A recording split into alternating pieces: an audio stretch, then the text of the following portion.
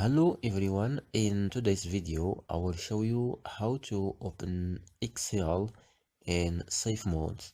So press logo Windows and the letter R, then here type excel.exe and save, then OK.